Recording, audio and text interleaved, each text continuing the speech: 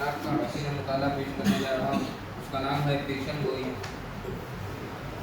نبی صلی اللہ علیہ وسلم اللہ کے رسول تھے، یہ ماننے کے لیے مختلف لوگوں نے آپ صلی اللہ علیہ وسلم کو مختلف طریقے پر آپ کو پرکھا، اور پھر پورے اطمینان اور یقین کے ساتھ آپ صلی اللہ علیہ وسلم کو اللہ کا رسول تسلیم کیا۔ بہت سے وہ لوگ تھے جنہوں نے آپ صلی اللہ علیہ وسلم کے 40 سالہ بے داغ کردار کو دیکھا۔ انہوں نے نبوت سے پہلے آپ صلی اللہ علیہ وسلم کو صادق اور امین کا خطاب دے رکھا تھا۔ اس کے بعد جیسے ہی آپ پر قرآن نازل ہوا اور آپ کی زبان مبارک سے کلام ربانی سنا تو بہترین فوراً گواہی دے دی کہ واقعی آپ صلی اللہ علیہ وسلم اللہ کے نبی ہیں، اور آپ صلی اللہ علیہ وسلم کے ساتھ ہو گئے، جن میں حضرت خدیجہ کبریٰ، حضرت ابو بکر صدیق رضی اللہ تعالیٰ عنہ، حضرت علی رضی اللہ تعالیٰ عنہ، اور آپ صلی اللہ علیہ وسلم کے غلام حضرت زید بن حارث رضی اللہ تعالیٰ عنہ اور حضرت بلال رضی اللہ تعالیٰ عنہ شفقت لے گئے۔ جس وقت آپ صلی اللہ علیہ وسلم پر قرآن نازل ہونا شروع ہوا، عرب میں شعر و شاعری پر بڑا ادب تھا۔ ادب اور شاعری کا ذوق رکھنے والوں نے قرآن کو جب سنا، اس کے مضامین سنے اور مؤثر انداز بیان کے آگے شکر ڈالی، اور انہیں ماننا پڑا کہ نبی صلی اللہ علیہ وسلم واقعی اللہ کے رسول ہیں، اور وہ مسلمان ہو گئے۔ بہت سے علماء یہود جو ایک نبی آخر کے منتظر تھے اور ان نشانیوں سے واقف تھے جن کے متعلق انہوں نے خدا کی کتاب توریت میں پڑھا تھا، اور آپ صلی اللہ علیہ وسلم کی خدمت میں آئے اور ان نشانیوں کو آپ صلی اللہ علیہ وسلم کی مبارک ذات میں پایا تو مسلمان ہو گئے۔ ان علماء یہود میں بعض ایسے تھے جنہوں نے آپ صلی اللہ علیہ وسلم کا چہرہ مبارک دیکھا اور بول اٹھے، خدا کی قسم یہ کسی جھوٹے کا چہرہ نہیں ہو سکتا۔ اس کے بعد اسلام قبول کرنے میں انہیں کوئی جھجک نہیں ہوئی۔ مشہور عالم یہود حضرت عبداللہ بن سلام اسی طرح ایمان لائے۔ اس طرح لوگوں نے ہر گوشے اور ہر رخ سے آپ کو جانچا پرکھا، اور آپ کو ہر طرح خراق آیا۔ ان تمام گوشوں میں ایک رخ نبی صلی اللہ علیہ وسلم کی پیشن گوئیوں کا ہے۔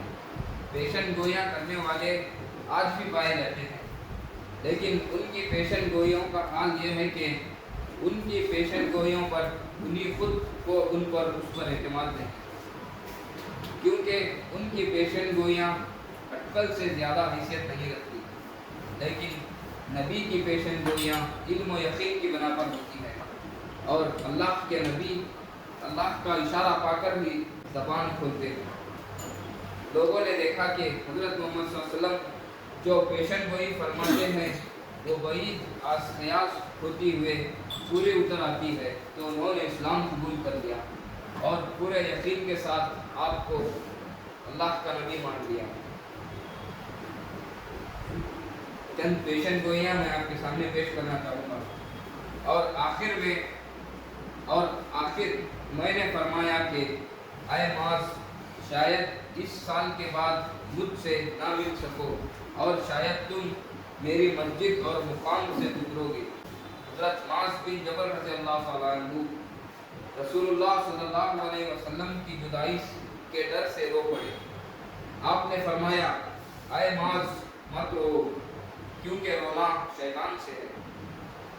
اوپر کی چند سطریں ایک لمبی حدیث کا اقتباس ہے۔ ان میں نبی صلی اللہ علیہ وسلم نے اپنی موت کی خبر دی۔ حضور صلی اللہ علیہ وسلم نے اس خبر کی طرف متعدد بار ارشاد فرمائے، اور حجۃ الوداع کے موقع میں صاف فرما دیا کہ شاید اگلے سال میں تم سے نہ مل سکوں گا۔ اسی طرح کی اور بہت سی باتیں ہیں جن سے صحابہ اکرام نے سمجھ لیا تھا کہ سال کے اندر حضور صلی اللہ علیہ وسلم اللہ کو پیارے ہو جائیں گے، اور ایسا ہی ہوا۔ حضرت عائشہ رضی اللہ تعالیٰ عنہ فرماتی ہیں کہ نبی صلی اللہ علیہ وسلم کی وفات سے پہلے ایک دن میں حضور صلی اللہ علیہ وسلم کے پاس بیٹھی تھی. اتنے میں حضرت فاطمہ رضی اللہ تعالیٰ عنہ آئی. ان کی رفتاری نبی صلی اللہ علیہ وسلم سے بالکل ملتی تھی. آپ ان کو دیکھا, بڑے پیار سے فرمایا, میری بیٹی مرحبا. پھر دائیں یا بائیں بٹھا دیا. پھر آپ نے ان کے کان میں کچھ کہا, وہ رونے لگی. اس کے بعد پھر حضور صلی اللہ علیہ وسلم نے ان کے کان میں کچھ کہا تو ہنسنے لگی. حضرت عائشہ رضی اللہ تعالیٰ عنہ فرماتے ہیں کہ یہ دیکھ کر مجھے بڑا تعجب ہوا, مجھ سے ضبط نہ ہو سکا. میں نے حضرت فاطمہ رضی اللہ تعالیٰ عنہ سے پوچھا, کیا بات ہے؟ اس سے پہلے میں نے ایک ہی وقت میں ہنسنے اور رونے کا اجتماع نہیں دیکھا جیسا کہ اس موقع پر دیکھا. حضرت فاطمہ نے جواب دیا, میں ہرگز اپنے باپ کا راز نہ بتاؤں گی. اس کے بعد جب حضور صلی اللہ علیہ وسلم اللہ کو پیارے ہو گئے تو میں نے فاطمہ سے پھر پوچھا کہ اس روز رونے اور ہنسنے کا سبب کیا تھا؟ حضرت فاطمہ رضی اللہ تعالیٰ عنہ نے جواب دیا, ہاں اب بتاؤں گی, کیونکہ اب آپ صلی اللہ علیہ وسلم کا انتقال ہو چکا ہے. ابا جان نے پہلی مرتبہ یہ فرمایا تھا کہ جبرائیل علیہ السلام ہر سال ایک بار قرآن سنایا کرتے تھے. اس سال انہوں نے 2 بار قرآن دہرایا, جس سے میری سمجھ میں یہ بات آتی ہے کہ میری موت کا وقت آ گیا. یہ سن کر میں رونے لگی. پھر آپ صلی اللہ علیہ وسلم نے فرمایا کہ تم میری اہل بیت میں سب سے پہلے مجھ سے آ ملو گی. کیا تم اس بات کو پسند کرتی ہو کہ تم دنیا کی عورتوں کی سردار ہو؟ یہ سن کر میں ہنسنے لگی.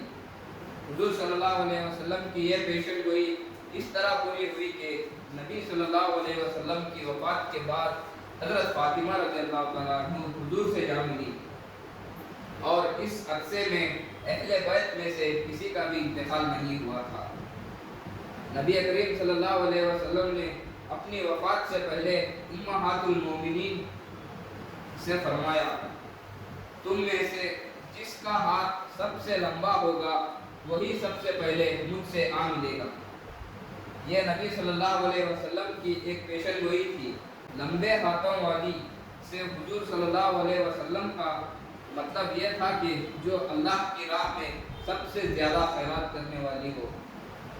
یہ نقطہ امہات المومنین نے اس وقت سمجھا جب ام المومنین حضرت زینب رضی اللہ تعالیٰ عنہ کا انتقال ہوا, ورنہ اس سے پہلے تمام امہات المومنین جب اکٹھا ہوتی تو باہم ہاتھوں کو ناپا کرتی. تمام امہات المومنین صدقہ و خیرات میں بہت آگے تھی, لیکن حضرت زینب رضی اللہ تعالیٰ عنہ ان سب سے زیادہ صدقہ کرتی تھی, اور صدقے بھی ایسے کہ چمڑے کو پکا کر پیسہ کماتی تھی, وہ سب بھی خیرات کرتی تھی. امہات المومنین ان کی فیاضی کے خواہش تھے. پھر جب امہات المومنین میں سے سب سے پہلے حضرت زینب رضی اللہ تعالیٰ عنہ کا انتقال ہوا تو سب نے سمجھا کہ لمبے ہاتھوں والی حضرت زینب تھی, کیونکہ وہ اپنے ہاتھ کی کمائی سے صدقہ کرتی تھی. یہ پیشن گوئی صاف بتاتی ہے کہ رسول حق برحق ہے جو فرمایا سچ فرمایا. اللہ کی راہ میں شہید ہونے والوں کا بہت بڑا مرتبہ ہے. اگر ان پر کسی کا قرض نہیں تو اللہ آخرت کے دن حساب کے بغیر انہیں جنت میں جگا دے گا. شہادت وہ بڑی سعادت ہے جس کی تمنا ہر مسلمان کو کرنا چاہیے. اگر مسلمان کو شہادت کی تمنا نہیں تو اس کا ایمان وہ ایمان نہیں جو ہونا چاہیے. شہادت کی تمنا خود نبی کریم صلی اللہ علیہ وسلم نے فرمائی.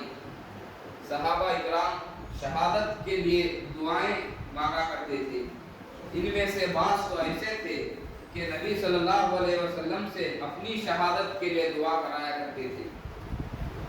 اس شوق کے سلسلے میں مدینے کی ایک انصار خاتون حضرت ورقہ رضی اللہ تعالیٰ عنہ بہت آگے تھی۔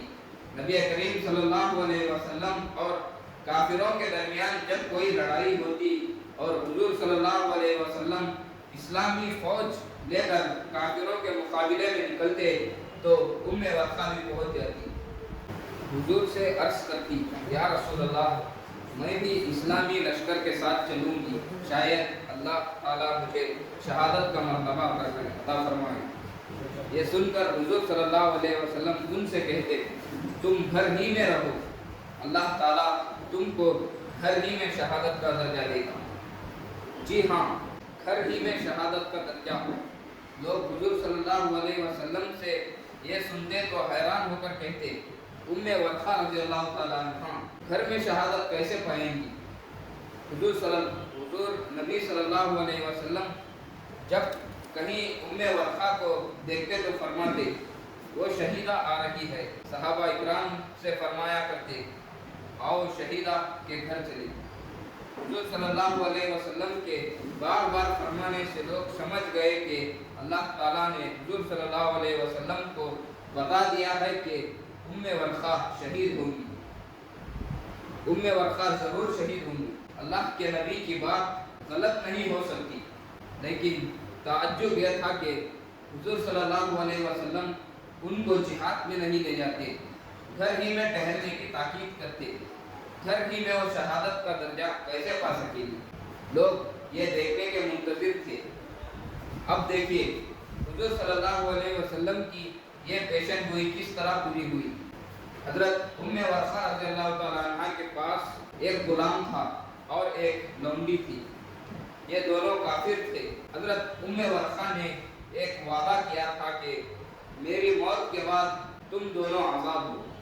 آزادی کی لالچ میں ان دونوں نے مشورہ کیا کہ ورقہ کو مار ڈالیں۔ چنانچہ ایک دن ورقہ سو رہی تھی، ان دونوں نے ان پر چادر ڈال دی اور مار ڈالا اور پھر وہاں سے بھاگ گئے۔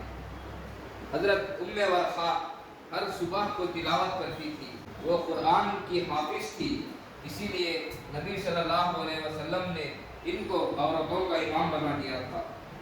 اس واقعے کے وقت حضرت عمر فاروق رضی اللہ تعالیٰ عنہ کی خلافت کا زمانہ تھی،